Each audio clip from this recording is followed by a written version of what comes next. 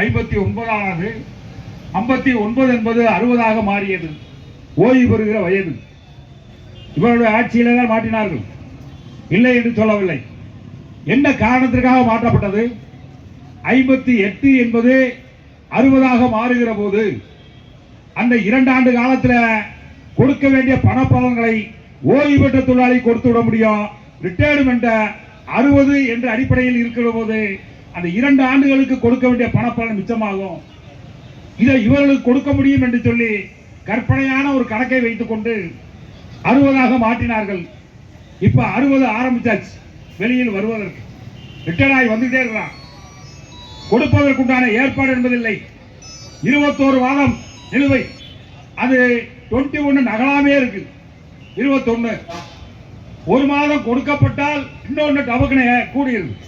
ஒரு மாதம் கூடியிருக்கு. ஒரு மாதம் கழிகிறது, ஒரு மாதம் கூடுகிறது. ஒவ்வொரு மாதமா கொடுத்தா நீ என்னைக்கு முடிக்க போறீங்க? பணப்பலன் நிலுவை என்பது கடுமையான விஷயமாக பார்க்கப்படுகிறது. தோழர்கள் கடுமையான மன உளைச்சலுக்கு உள்ளாகி கொண்டிருக்கிறார்கள். எச்சரிக்கை கடமைப்படுறோம். அது அதி தீவிரமாக மாறிவிடக் கூடாது என்று தொழிற்சங்க அமைப்புகள் வருத்தப்படுகிறது. சுட்டிக்காட்ட கடமைப்பட்டிருக்கிறோம். சிக்கல் எத்தனை நாளைக்கு பொறுக்க முடியும்? 3 தோழருடைய குடும்பத்தில் திருமணம் நின்று விட்டது. எச்சரிக்கை கடமைப்படுறோம். வாரிசுக்கு வேலை. இங்க என்ன சொல்றீங்க? ஒரு 4 நாளைக்கு முன்னாடி தோழர்கள் உள்ள கேட்டு வந்தாங்க, வாரிசு வேலை வேணுங்க என்னன்னு. நான் என்ன சொல்ல விரும்புறேன்னா, கலைஞர் அவர் சொல்லுகிறார், நிதியும் இல்லை நீதியும் இல்லை. எதை பார்த்து? மத்திய அரசாங்கத்தை பார்த்து சொல்லுகிறார். ஸ்டாலின் அவர்கள் சொல்லுகிறார், இப்போது நிதியும் இல்லை நீதியும் இல்லை, நீதியும் கிடைக்கவில்லை நிதியும் கிடைக்கவில்லை, மத்திய அரசு ஒதுக்கவும் இல்லை.